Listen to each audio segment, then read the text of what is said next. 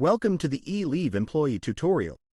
Upon logging in, you'll be directed to the employee dashboard providing an overview of your annual leave statistics, including claimable, balance, taken, and pending leaves. You can also explore a monthly leave graph, filtering by year and leave type.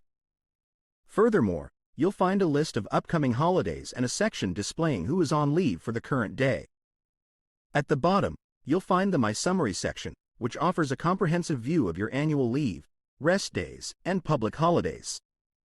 Next is your personal information, including spouse details and permanent address. Moving on to the Apply, Self-Leave section, where you will frequently use to apply for leave. You can also access your annual leave quota and filter leave records by date from and date to.